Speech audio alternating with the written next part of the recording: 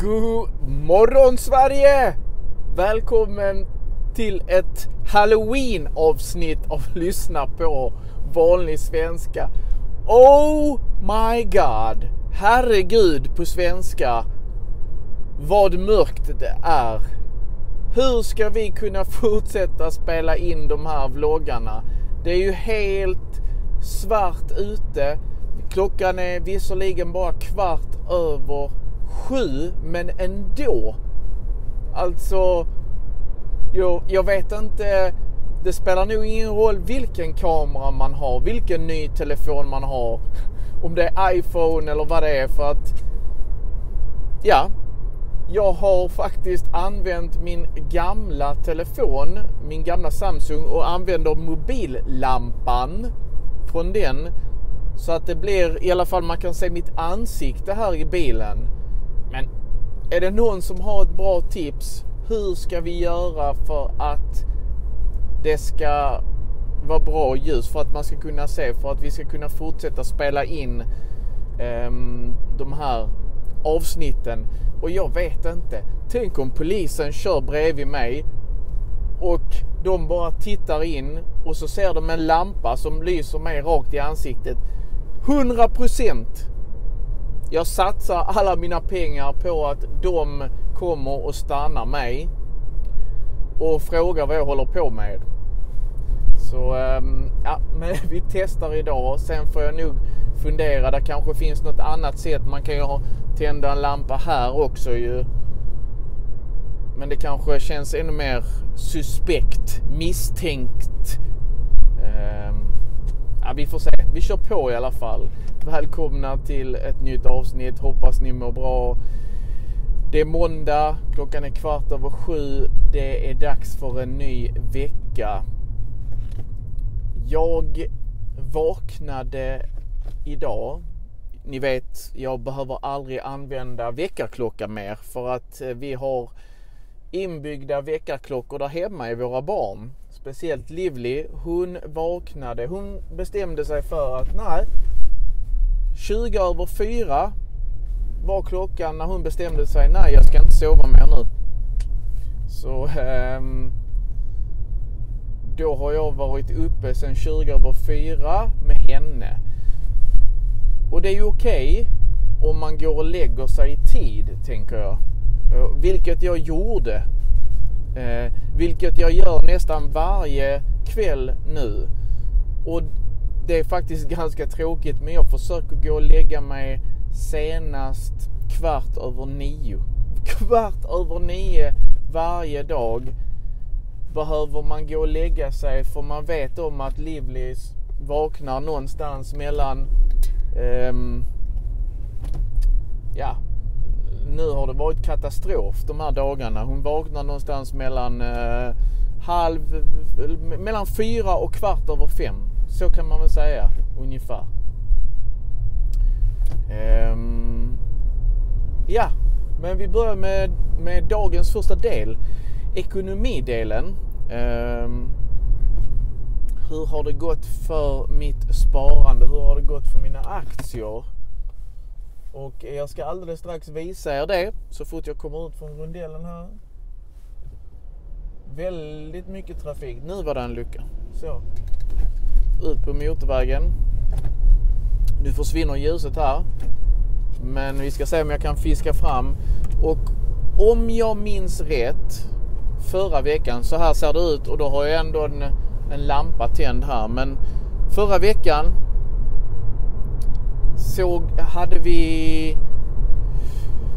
då var mitt värde hade ökat på mina aktier, jag tror 3300 eller 3000 någonting, som 3300, och mitt värde är nu uppe i 3800 här. 3700 någonting. Så att det är ju bra. Det går sakta uppåt. Det är ju så att med aktier, vi hade faktiskt en jättedålig början på veckan där aktierna gick ner rätt mycket. Jag tror jag hade en dag, bara på en dag gick värdet ner 1200 kronor på en dag. Men sen har det då gått upp igen.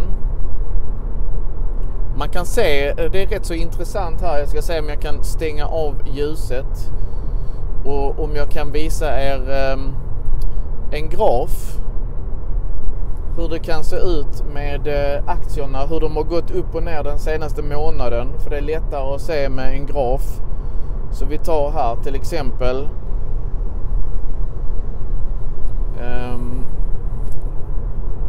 Här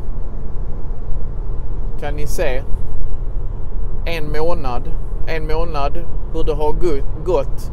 Vi har gått plus 2600 kronor senaste månaden. Sen har vi ju sparat längre. Jag tror jag har hållit på att spara nu i kanske 3 månader. Och mitt totala innehav, ni vet också att jag sätter ju in pengar hela tiden. Jag sätter in pengar ibland en gång i veckan, ibland en gång i månaden. Men jag försöker sätta in, det är mitt sätt att spara. Så jag sätter in, ibland kanske jag sätter in 5 000. Ibland sätter jag in 10 000. Ibland sätter jag in 2 000. Det är väldigt olika. Men det här med att spara i aktier, det har gjort mig väldigt motiverad och väldigt medveten. Alltså det betyder att jag tänker mycket på min ekonomi. Jag tänker mycket på mina utgifter. Jag tänker så här att ett exempel, om jag är på jobbet och jag köper, nu har vi gratis kaffe på jobbet så det var ett dåligt exempel, men vi säger att om kaffet hade kostat 10 kronor och jag normalt brukar dricka 5 kaffekoppar på en dag, då börjar jag tänka okej, men om jag bara köper 3 kaffekoppar, då får jag 20 kronor som jag kan köpa aktier för. Och om jag tänker så under en vecka på kanske någon speciell mat, eller om man köper några kläder som man vill ha, så blir det blir pengar till slut. Det blir kanske en 1000 kronor i månaden, i veckan, 500 kronor i veckan som jag egentligen bara har sparat ihop och kan köpa aktier istället för att jag bara spenderar pengarna. Så det är ett bra sätt att spara om ni inte behöver pengarna snart. Jag vet inte hur många av er sparar pengar varje månad. Försöker ni spara eller lever ni liksom, ni får in pengar och sen när månaden är slut så är pengarna slut också? Eller försöker ni spara? Sparar ni till era barn till exempel? Jag vet om att om ni ska spara pengar och behöver pengarna om 1 år, ja då ska ni inte spara i aktier. Men är det långsiktigt så okej, aktierna kan gå ner. Det kan vara ett dåligt år. Men till exempel om ni sparar pengarna i 5 år, då blir det automatiskt att ni går plus även om det är ett dåligt år. Det har varit så statistiskt sett om man tittar tillbaka de 100 åren. Det är bara det att jag vet att jag pratar om detta mycket, men det är för att jag har fått upp ögonen. Jag har vaknat. Jag önskar att min mamma och pappa eller några av mina kompisar sa till mig tidigare i livet. För om jag hade börjat spara när jag var 18 år eller 20 år, om jag hade sparat 1000 kronor och investerat i aktier, då hade jag varit miljonär idag. Om jag hade investerat dem i aktier, 1000 kronor varje månad sen jag var 20 år, nästan miljonär tror jag. För det har någonting med den här räntan att göra, att ju högre det går sakta i början, men sen då när man, låt oss säga att varje år att man gör en vinst på låt oss säga 10%. Det är lite lågt räknat. Men okej, om du har 1000 kronor första året och du går en vinst på 10%, ja vad är det? Det är 100 kronor. Men låt oss säga det 15:e året, om du har 100 000 till exempel och du går 10% upp i värde, ja men då har du ju helt plötsligt, då har dina pengar, dina 100 000 har jobbat för dig och du har fått 10 000 kronor extra. 10% på 100 000 är 10 000. Okej, nog om det. Ni vet om, där är en länk här under. Om ni vill starta sparande i aktier så heter appen Avanza. Och ni kan använda länken som finns under filmen här för att öppna ett konto. Och då får jag 100 kronor ungefär. Vi går vidare. Vad har hänt i mitt liv? Vad har hänt i familjens liv? Oftast så är det ju mycket fokus på jobb under vardagarna. När jag kommer hem så är jag med barnen. Jag kommer hem ungefär 4:30 varje dag. Och vi försöker lägga barnen 7:15, 7:15. Det betyder att jag har ungefär 2 timmar eller 2,5 timmar då med barnen som jag kan leka lite. Oftast så brukar jag också hinna laga mat. Igår skulle jag laga mat, men det blev inte så. Vi åkte ut på en utflykt. Jag kommer till det. Men idag så tänkte jag göra kyckling currygryta när jag kommer hem. För det är väldigt gott med ris. Och jag skulle gjort den igår. Men vi bestämde oss för att åka till Vellingeblomman. Jag vet inte om jag har nämnt det i några av mina tidigare filmer. Men Vellingeblomman ligger i Vellinge. Vellinge är en kommun som ligger söder om Malmö. Och jag tror att Vellinge är den nionde. Jag vet inte om det var den 9:e rikaste kommunen i Sverige eller den 9:e kommunen där de mest rika svenskarna bor. Men det är i alla fall en väldigt antingen rik kommun eller så är invånarna som bor där rika.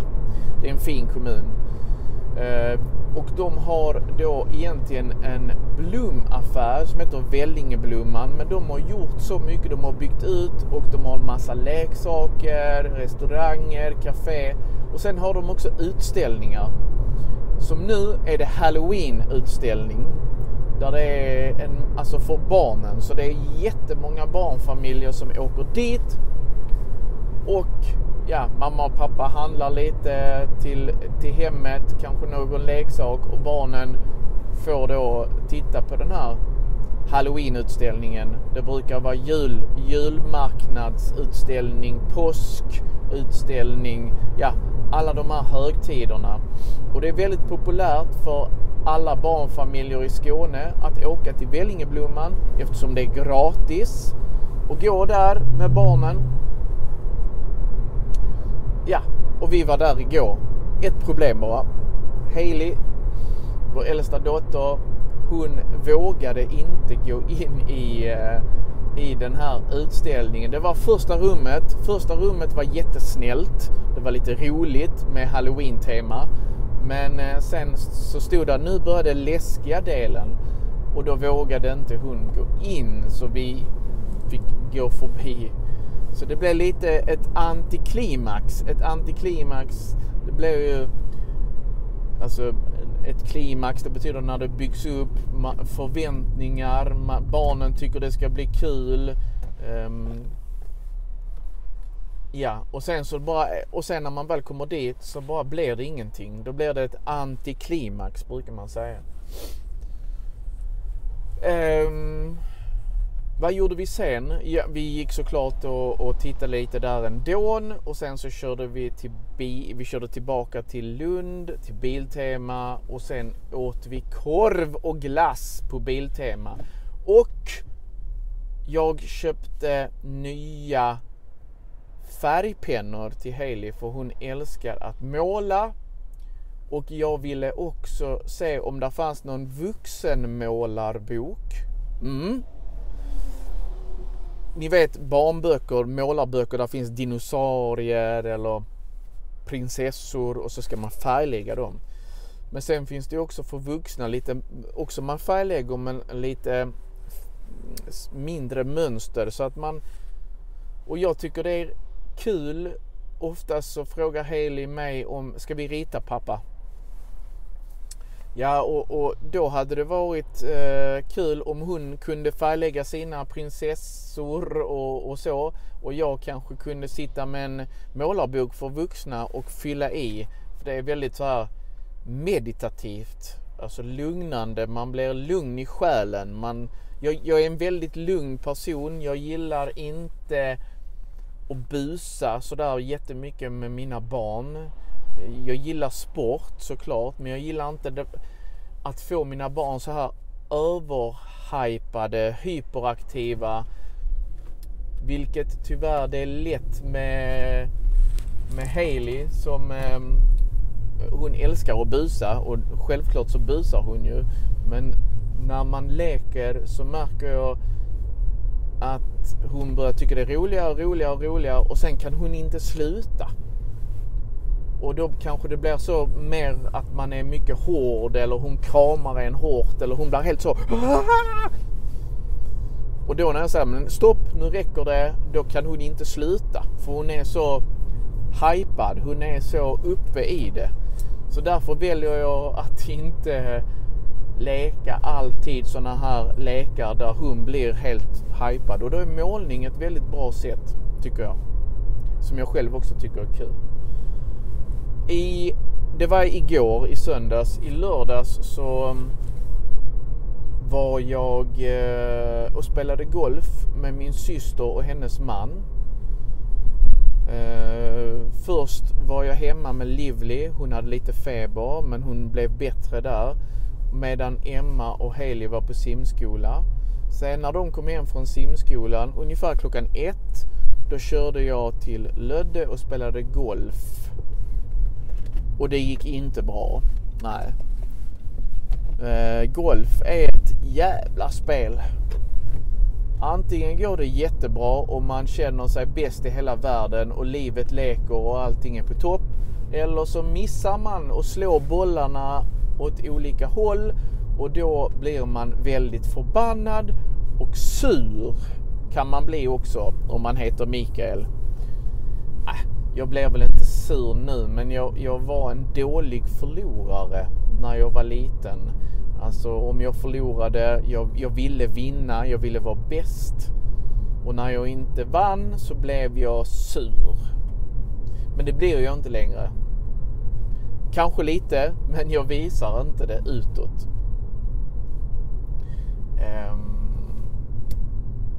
Ja, det var vår helg. Vad mer har hänt? Jag har ju äntligen öppnat mitt företag. Jag har öppnat en webbshop nu. Så detta är premiären, kan man säga. Alla ni som har tittat hit och inte lagt på och inte stängt av den här filmen. Ni måste ju ändå vara en av mina trognaste tittare. Men i alla fall, om ni tittar under filmen, länken under filmen, så har ni, eller ni hittar en länk där som går till min webbshop, och där säljer jag studieplanerare. Min studieplanerare som jag har jobbat på den sedan början av detta året faktiskt, och är nu äntligen klar. Och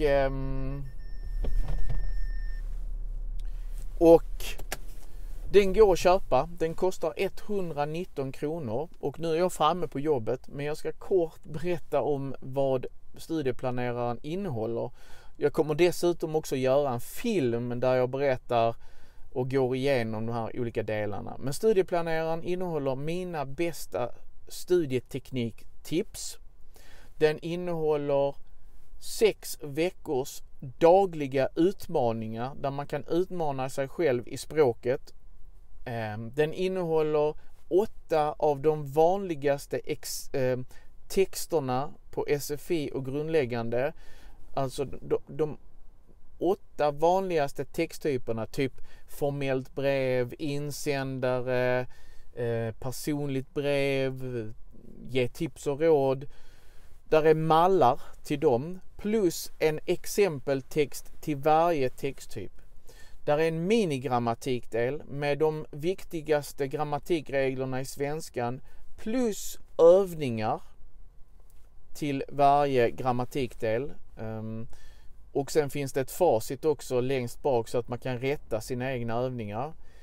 Där finns de bästa resurserna som jag tycker är bra när man studerar språk. Alltså webbplatser, appar, kanaler och så vidare. Där finns en lista över böcker som är bra för olika nivåer om man läser C-kursen på SFI, D-kursen, grundläggande och så vidare. Där är listor där man ska skriva upp nya ord och hänga upp de här listorna på kylskåpsdörren och på bredvid badrumsspegeln när man ska träna veckans ord. Där är en planerare för varje dag. Där är en veckoplanerare så du kan planera din vecka. Och där är en månadsplanerare så att du kan planera hela din månad och skriva in de viktigaste händelserna där. Och studieplaneraren har QR-koder som du kan scanna och så kommer du till många av mina filmer om du vill veta mer om de här olika delarna. Det var kort, jag har redan babblat i över 20 minuter. Jag är parkerad utanför mitt jobb så jag måste gå in nu. Men tack för att ni lyssnade och ta hand om er. Ha en fin vecka så ses vi i nästa film. Hej!